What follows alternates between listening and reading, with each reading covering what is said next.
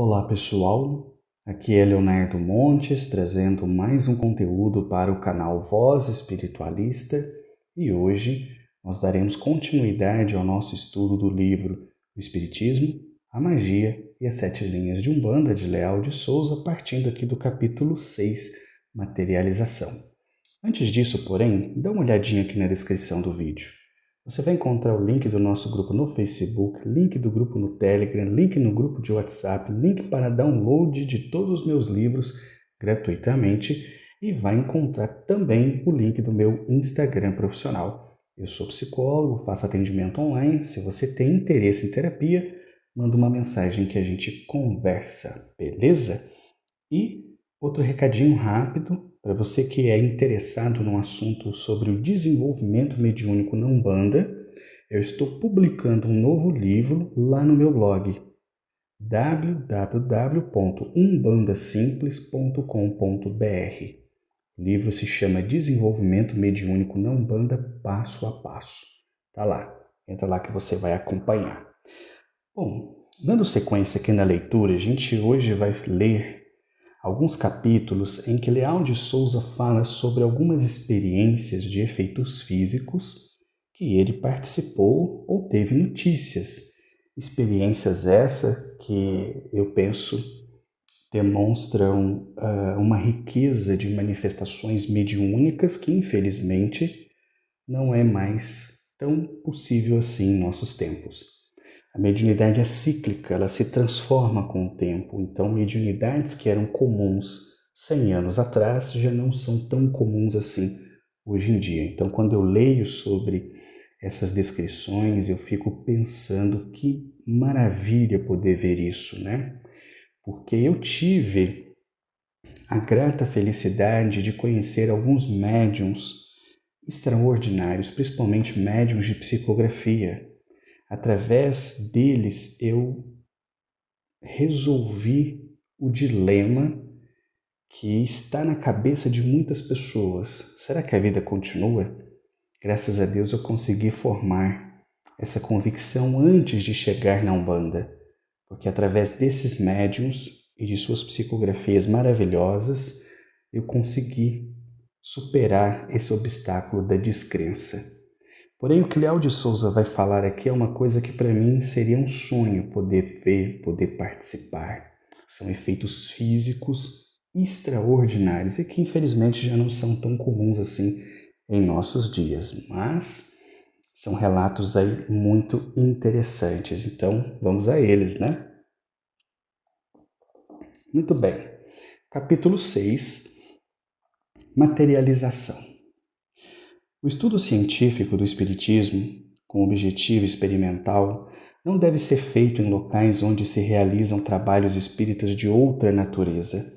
Sei por experiência própria que nos centros de caridade, os resultados dessas tentativas são mais ou menos precários, pois os espíritos chamados sofredores invadem o recinto e perturbam as observações, sem que a finalidade dos centros permita afastá-los. Todos os pesquisadores que no Brasil chegaram à constatação positiva dos fenômenos de materialização efetuaram suas experiências em instalações especiais. Tá? O que ele está dizendo aqui? Né? Que ele não acha adequado conduzir esse tipo de estudo em casas destinadas à caridade, porque como a finalidade é a caridade, se comparecessem espíritos infelizes, sofredores, pela caridade não se poderia afastar esses espíritos. Eles acabariam atrapalhando a reunião, então ela deveria acontecer num ambiente que fosse uma outra compreensão ou um outro trabalho a ser efetuado.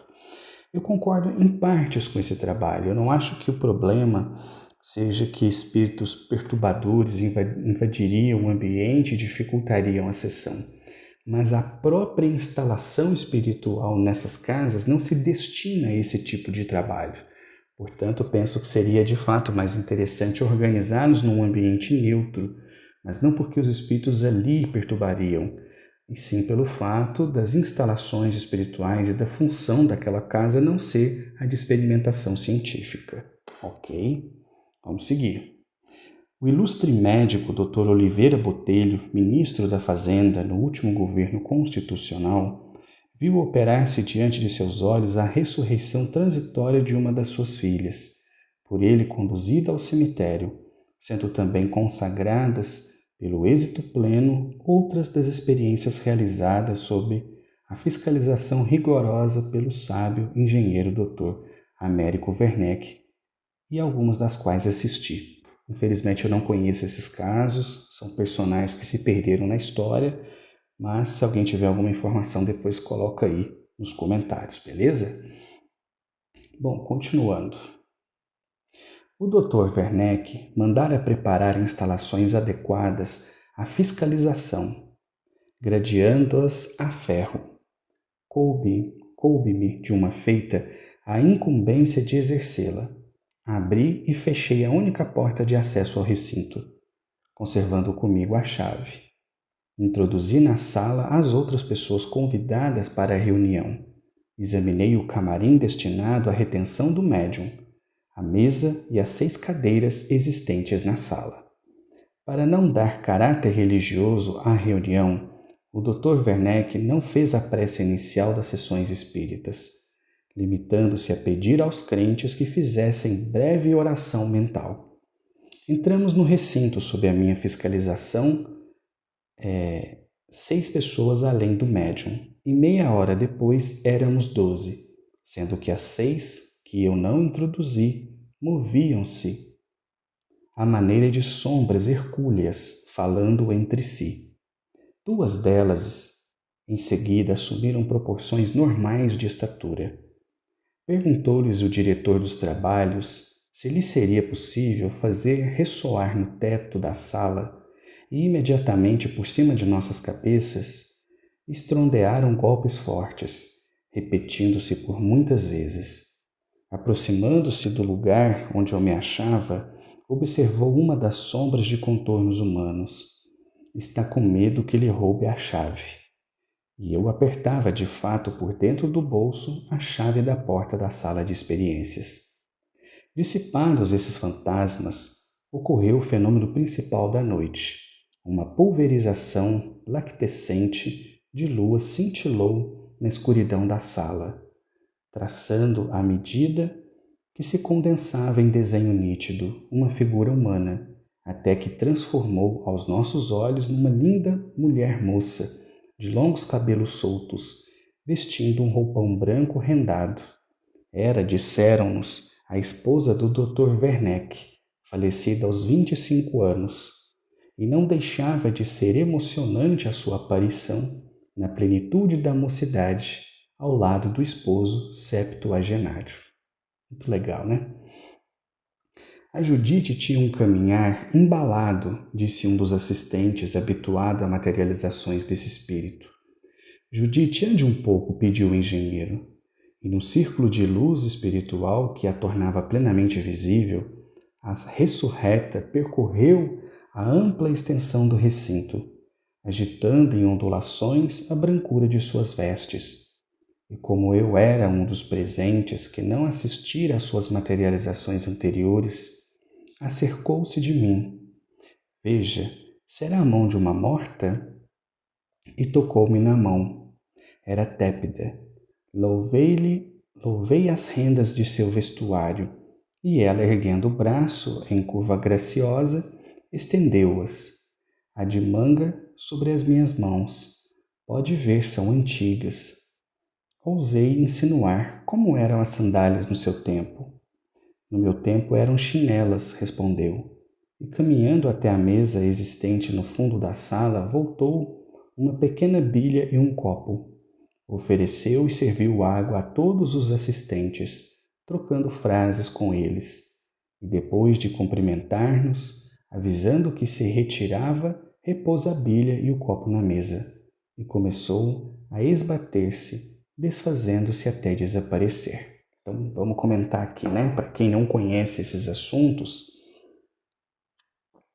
ele vai citar agora na sequência os estudos que foram realizados com a médium Ana Prado, no Pará, mas houveram outras pesquisas tem um livro interessantíssimo chamado Materializações Luminosas, de Ranieri. Então, quem tiver interesse nesse assunto. E o próprio Chico Xavier, na década de 60, participou de algumas dessas sessões, se bem que ali houve um desfecho um pouco polêmico. Eu não vou entrar aqui porque não é o mérito do assunto. Mas assim, para quem não está familiarizado com essas reuniões, eu vou tentar aqui descrever aquilo que ele explicou aqui de como era feito, né? Nessa época havia muitos médiuns, muitos não, mas um tanto considerável de médiuns de efeitos físicos. Esses médiuns tinham a capacidade de doar a sua energia, né? O que se convencionou chamar de ectoplasma, fluido vital. Essa energia saía do médium e ela poderia ser utilizada pelos espíritos para se materializar. É como se os espíritos se revestissem dessa energia e, a partir disso, eles então assumissem uma forma corpórea. E para que essas sessões fossem feitas de forma científica, com cuidado, com respeito, né? Elas eram feitas geralmente num ambiente neutro, né? Na casa de um, no consultório de outro, num ambiente que pudesse ser preparado para isso. E geralmente o que se fazia? Construía-se uma espécie de jaula, né? de metal, né? Ela era construída, geralmente colocava-se uma cadeira lá no meio e fazia-se essa sessão num ambiente em que não houvesse, por exemplo, muitas portas para falar, alguém entrou sorrateiro. Não, geralmente era uma porta só, ou seja, todo mundo entrava pelo mesmo local, geralmente as pessoas eram revistadas. Era um ambiente muito bem controlado para garantir que não houvesse nenhuma fraude, que não tivesse ali ninguém brincando de entidade, vamos assim dizer, né? Então o médium entrava, sentava nessa cadeira, muitas vezes ele era fivelado nessa cadeira, né? Eles prendiam seus braços, prendiam suas pernas, para não falar, é um médium que levantou e arrancou a fantasia. Não, o médium muitas vezes era despido, né, na frente de todos, assim, ficando só de cueca para ver, ó, não está realmente trazendo nada, né? Os convidados não podiam levar certos objetos, enfim, tinha uns critérios ali interessantes para fazer o trabalho bacana. E geralmente convidava-se pessoas muito ilustres, né? E nessa época eu acho que não havia ninguém mais ilustre na sociedade do que um médico, né? Então eles chamavam muitas pessoas, figuras proeminentes, políticos, pensadores da época, para poder assistir a essas reuniões, né? E aí se desligava a luz, né? Porque o ectoplasma ele se ressente da luminosidade. Então essas sessões elas aconteciam ou na escuridão absoluta ou com o mínimo possível de luminosidade, né? E aí então o médium era trancado nessa sala, né? Fivelado na mesa, trancado, e geralmente eles davam a chave na mão de uma pessoa confiável. No caso foi o próprio Léo de Souza, né? Então as portas eram trancadas, estavam todo mundo ali dentro, vamos começar a sessão. Então você tinha um número, vamos supor aqui 10 pessoas. De repente você começava a ver uns vultos, né, algumas sombras, algumas vozes que ninguém conseguia distinguir de quem pertencia. E de repente você começava a ver essas formas surgindo e aumentavam para 13, 14, 15 indivíduos ali. De onde veio essas pessoas? A porta é trancada, não tem um alçapão, não tem um lugar mágico. Então eram materializações. E aqui ele cita o exemplo dessa Judite, né, que seria a esposa desse médico, essa pessoa presente, e a gente vê a beleza do fenômeno, né, porque tenta imaginar, né, você que é casado, né, perder a sua esposa com 25 anos, e depois, quando você está lá na casa dos 70, você participa de uma reunião de materialização em que você a vê na plenitude da juventude de quando ela morreu, e você já é um senhor idoso. Não sei se vocês observaram, ele descreve que a manifestação dessa entidade se fazia acompanhar de uma luminosidade que permitia lhes ver essa manifestação. Então a sala era clareada por uma luz espiritual que dava para se divisar a pessoa materializada. Que ela estendeu a mão para o Léo de Souza, mostrou para ele as suas roupas, conversou com as pessoas, até serviu água para os presentes. Então eu imagino que são fenômenos incríveis de se observar. Infelizmente nós não pegamos essa época, né? Eu posso dizer, como eu disse no começo, que eu tive a felicidade de acompanhar os médiuns de psicografia, Porque muita gente nunca teve acesso, eu tive, vi isso muito, muito de perto para atestar a veracidade do fenômeno, mas já não pude ver os médiuns de materialização, que seria muito interessante, né? Continuando, né? Também no estado do Pará, em Belém, antes dessa capital, verificaram-se e foram até oficialmente constatadas em atas assinadas pelo presidente e pelo chefe da polícia do estado admiráveis materializações alcançadas com a médium Ana Prado. Testemunhou-se também e descreveu-as o senhor M. Quintão, que eu imagino ser Manuel Quintão, que fez uma viagem ao norte para observá-las e viu um espírito materializado modelar a mão em cera de carnaúba quente. Os guias que trabalham com o Dr. Werneck, disse-me este, eram enviados de João, o espírito que trabalhava com Dona Ana Prado. Deve, pois, haver analogia entre as materializações dessa capital e as de Belém que o Sr. M. Quintão assim descreve. A ansiedade do auditório era grande. Profundo silêncio quando alguém exclamou: "Eis o fantasma, a desenhar-se no canto da câmara escura, à direita." "Não o vê?" Não víamos. Olhe agora, ali, no outro canto junto à parede. De fato, no canto indicado à nossa frente, oscilava como que um lençol, uma massa branca que se foi condensando. E resvalando-se, cosida à parede, não havia 3 metros da câmara ao lugar em que me encontrava, chegando a um ponto em que estavam os 2 baldes já de nós conhecidos e uma garrafa com água rás, destinada a temperar a cera para a confecção dos moldes e flores. O fantasma, sempre mais nítido, insinua-se bem perto, estaca de fronte do balde. Fixamo-lo à vontade. Era um homem moreno, orçando pelos seus 40 anos, trazendo à cabeça um capacete branco, pelas mangas largas de amplo roupão também branco. Saíam-lhe as mãos trigueiras e grandes, os pés não o divisamos. Chegou, cortejou, palpou os baldes, ergue com a mão direita o que continha a cera quente com a esquerda, elevando a garrafa de água rasa à altura do rosto, como que dosou o ingrediente. Depois, se arriando o balde como para confirmar o seu feito, arrastou-o no chão produzindo o ruído característico natural. Os seus gestos e movimentos eram perfeitos, naturais, humaníssimos, como se ali estivesse uma criatura humana. Isto posto, afastou-se e conservou-se a um canto da câmara escura, enquanto do outro canto surgiu uma menina de seus 13 anos, que dá o nome de Anita.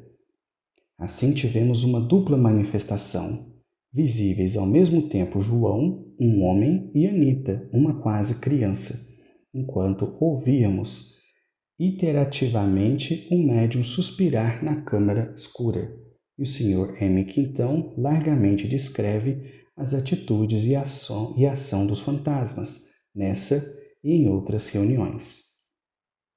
De algumas das materializações verificadas em Belém, tiraram-se fotografias mediante uma fórmula especial, constante do livro Trabalho dos Mortos do Sr. Nogueira de Faria. Vamos dar uma pausa aqui. Essa médium, Ana Prado, é uma médium muito importante na história da mediunidade brasileira, e a não ser por alguns estudiosos espíritas que vez ou outra falam dela,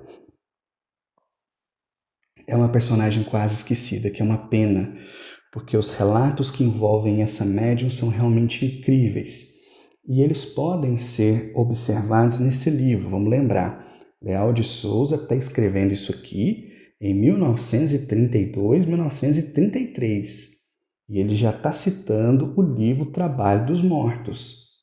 Esse livro, ele é um livro muito importante, apesar de fazer pouco barulho, né? Devia fazer mais. Por que ele é importante? Porque ele é um livro que foi publicado na década de 20. Eu não lembro agora se 1923, 1925, mas alguma coisa assim. E ele é um livro que você acha um pequeno resumo dele na internet. Eu nunca encontrei o livro original, apenas um recorte desse livro, né?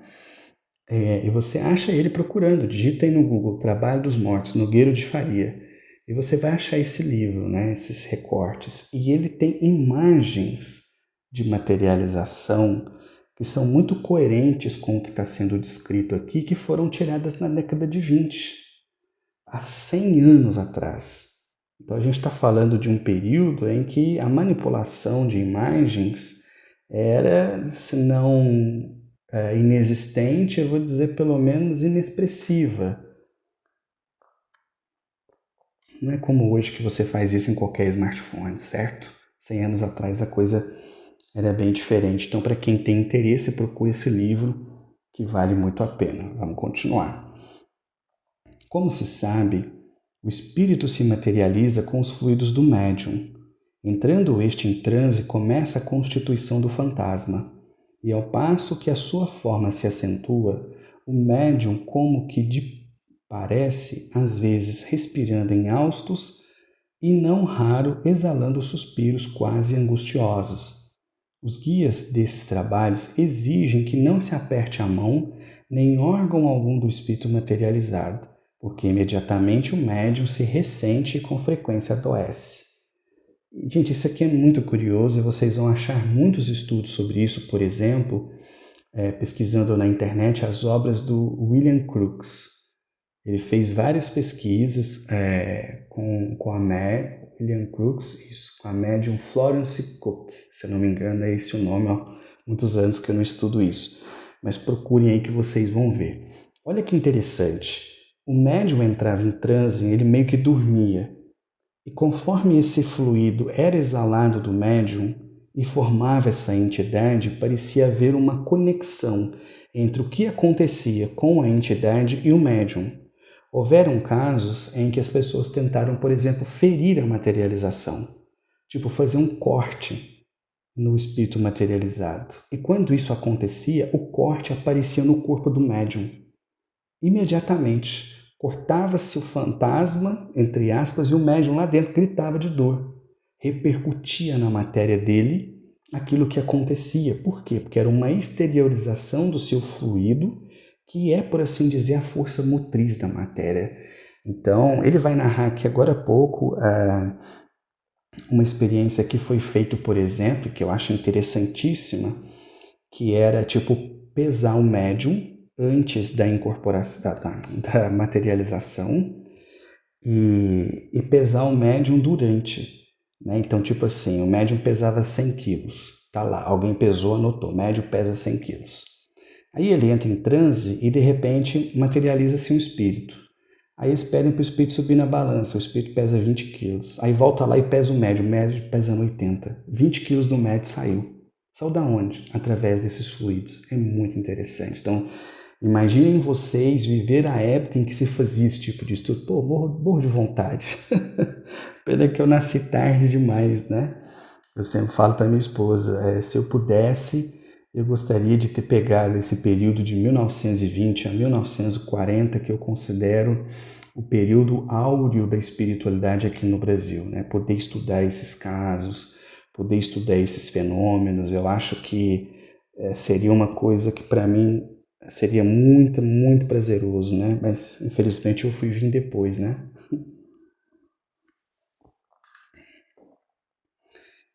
23 minutos, vamos esticar mais um pouco, né? Capítulo 7. O copo, a prancheta, a mesa. Os fenômenos de efeitos físicos são vulgares, sendo facilmente verificáveis em qualquer ambiente. Porém, nos centros espíritas cariocas são estudados apenas esporadicamente por um ou outro pesquisador ocasional. Perceberam o que ele está dizendo? Os efeitos físicos eram vulgares.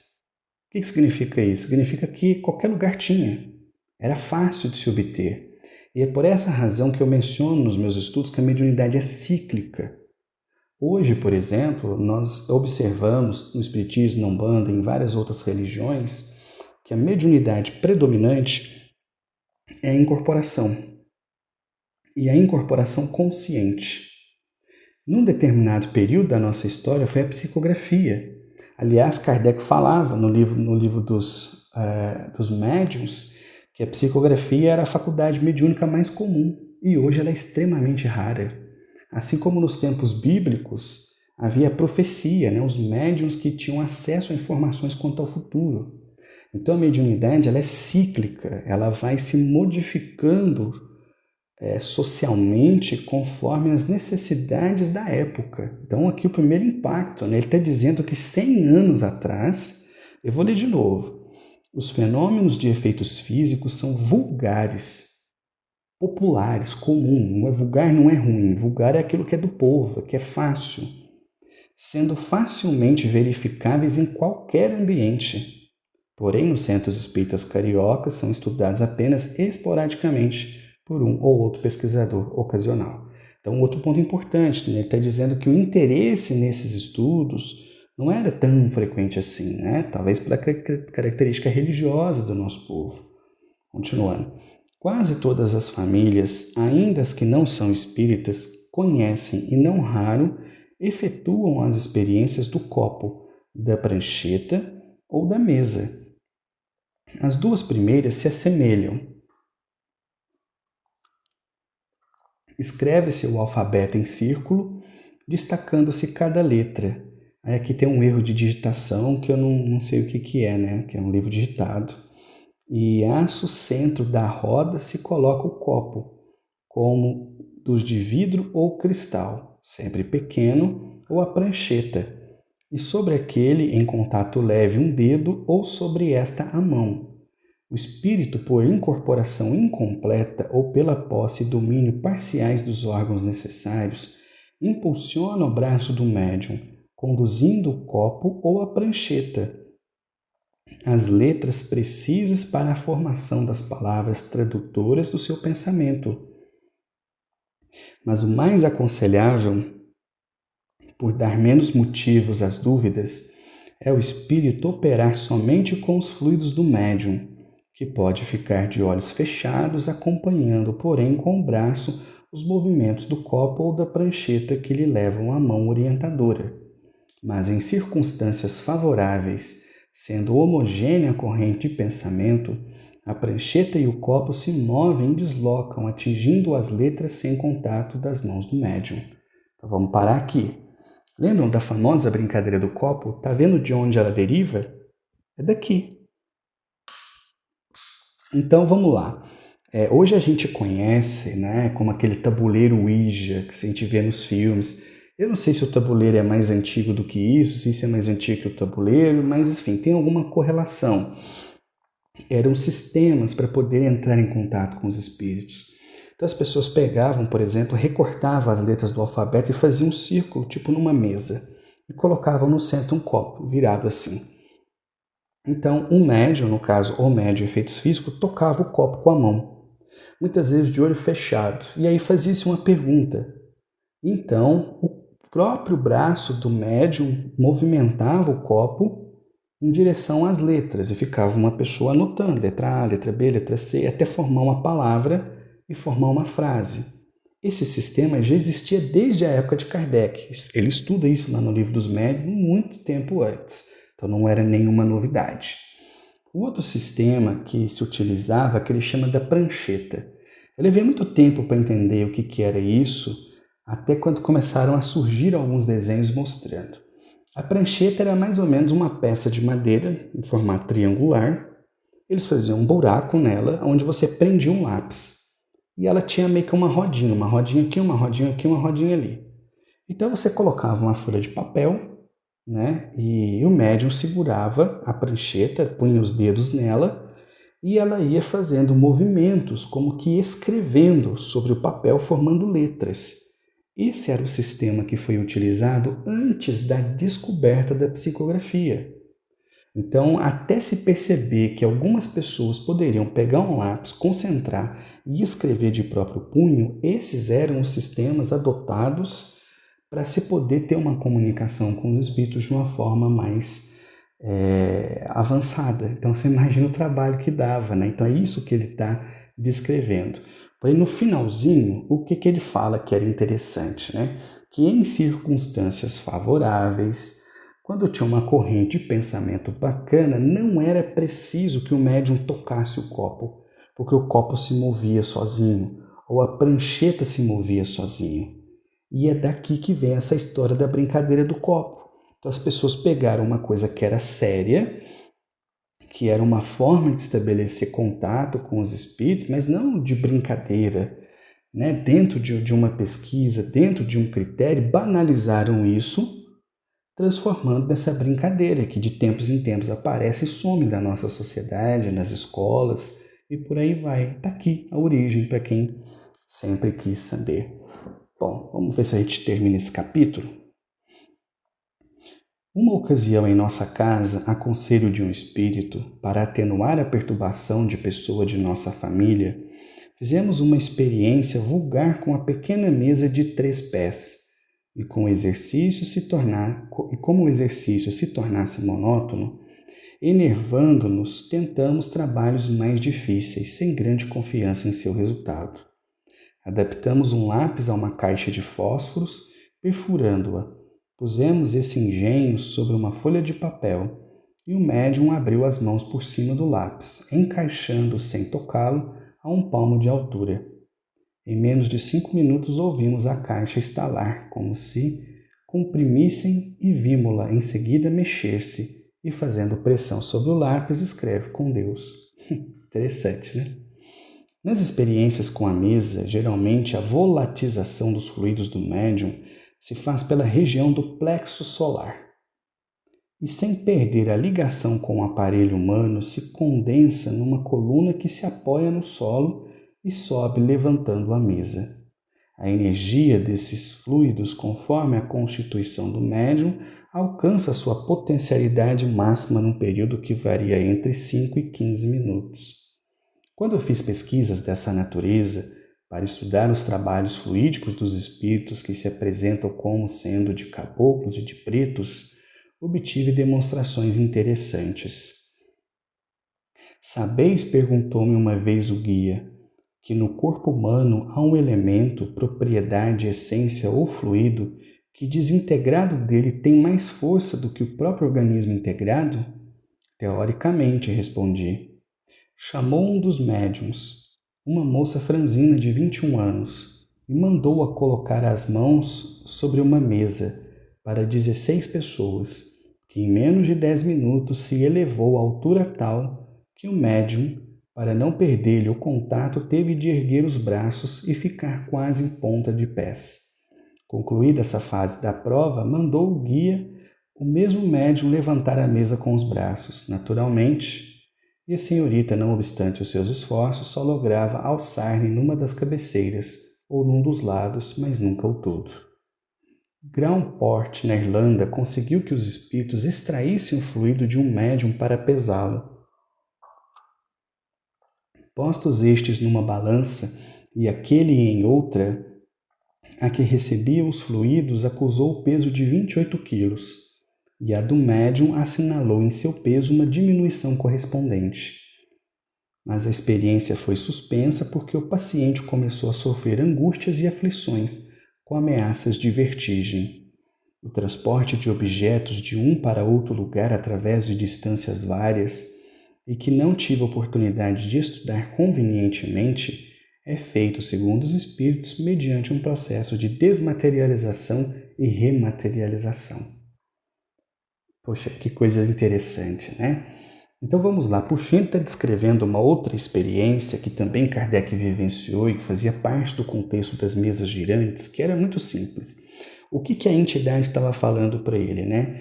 Que essa energia, esse fluido, esse ectoplasma, quando ele sai do corpo do médium, ele é capaz de exercer coisas extraordinárias. Então ele chama uma mocinha, 21 anos, e fala, olha, põe as mãos sobre a mesa. Pensa numa mesa de madeira, né, como provavelmente era, para 16 pessoas. A moça põe as mãos. Dali a alguns minutos a mesa se ergue no ar. E a mesa começa a se erguer tão alto que ela precisa levantar os pés, senão a mesa cai. Senão ela perde o contato com a mesa. Isso na frente de todo mundo. Todo mundo vê. Todo mundo vai lá, examina e tal, aí bota a mesa de novo no lugar. Aí pega e fala para a moça, agora levanta com as suas mãos. Ela faz um esforço, dá aquela levantadinha num lado, a levantadinha do outro, é impossível, essa mesma moça levantar aquilo com a sua própria força. E, portanto, não foi com a força dos seus músculos que ela realizou, que seria impossível, né? Então, esses efeitos, eles aconteciam, chamavam muita atenção das pessoas, e de fato dá para a gente imaginar que eram extraordinários, né? E por fim, ele cita aqui o exemplo da balança que eu falei para vocês, né? E mais no finalzinho ele fala sobre o transporte de objetos, que ele diz que não pôde estudar. Tem um livro, se eu não me engano, de um pesquisador chamado Alexandre Aksakov, que ele fala sobre desmaterialização de espíritos. Eu não me lembro de cabeça o título, nem ia citar essa obra aqui, mas relembrei desse caso. Mas sei que vocês acham. Tem um site antigo chamado autoresespiritasclassicos.com.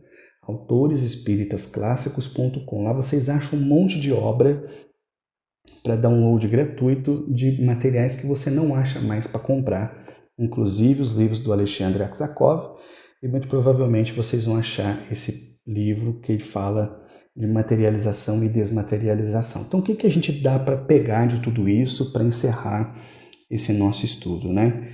Que há 100 anos atrás havia uma grande quantidade, melhor repito, né? Novamente eu falei grande quantidade, mas haviam médiuns de efeitos físicos que podiam utilizar a sua energia para fazer coisas extraordinárias, eventos extraordinários.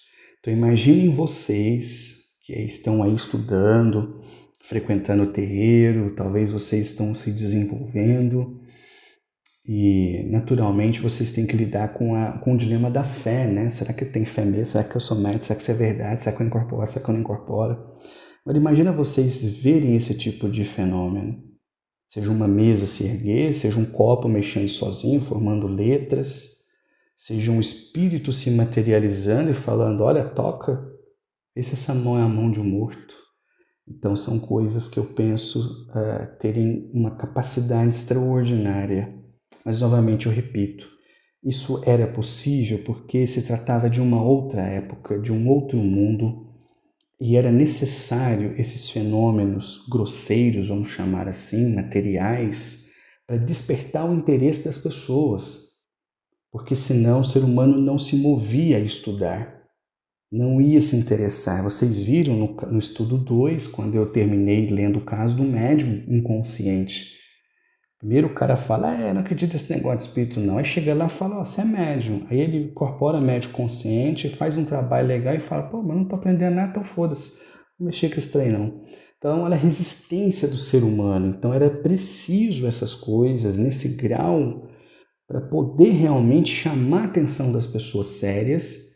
E olha o que essas pessoas sérias fizeram. Nelson Souza era um jornalista. Eu acho que ele não tinha a menor ideia do que ele estava escrevendo, que daquilo que ele estava escrevendo naquela época serviria 100 anos depois para a gente estar aqui estudando e falando sobre isso. Né? Mas a espiritualidade sabia, e é por isso que a espiritualidade fez com que ele participasse de tudo isso. É por isso que a espiritualidade deu essa oportunidade para ele, para que ele registrasse essas vivências todas e elas chegassem até os nossos dias, né? Então, enfim, acho que é realmente uma coisa fantástica. Os próximos capítulos continuam falando disso, né? Aqui está o capítulo 8, Fenômenos de Materialização e Efeitos Físicos Espontâneos. Mas tá bom, né? 38 minutos de estudo, acho que já tá bom. Vamos devagar e vamos estudando sempre. Faça o convite, procure essas referências todas que eu citei. Vá atrás disso, é um conhecimento que está desaparecendo. Aliás, eu vou contar aqui só mais uma historinha que eu acabei de me lembrar. Eu me interessei por esses fenômenos quando eu era muito jovem. Eu comecei a estudar o espiritismo com 16 anos. E na época eu participava de uma mocidade espírita, dentro de um centro espírita, e eu fui fazer um estudo sobre materialização. E naquela época a gente tinha pouquíssimos recursos, mas eu já conhecia essas obras, já conhecia essas referências. E eu lembro que eu levei algumas fotos das pesquisas do William Crookes sobre materialização, levei tudo isso que eu expliquei para vocês aqui de forma resumida, eu levei isso escrito, com as fontes, referências. Sabe o que aconteceu? O povo não acreditou. A molecada da mocidade falou, isso aqui não é verdade. É possível? Será que isso aconteceu mesmo? Pô, cara, aconteceu. Tá aqui, tá documentado. É que são estudos que não atraem o interesse das pessoas. Então ficam tanto tempo esquecidos que quando eles surgem, as pessoas falam, nossa, isso é fantástico. Isso não é de verdade. Então foi um estudo muito frustrante, porque eu estava numa mocidade espírita, falando para espíritas que não conheciam essas obras, não sabiam que essas coisas eram possíveis e que duvidavam. Então vocês tentem imaginar os leigos, né? Imagina aquele cético de plantão que cai nesse vídeo aqui de paraquedas e vai falar, pô, que bobagem. Tudo bem, mas para quem tem interesse, procura as obras, estuda e você vai conhecer e vai ver que tem alguma coisa a mais aí, tá bom? Vou parando por aqui, um abraço e se você gostou, curta, compartilha, mostra para outras pessoas. Até a próxima.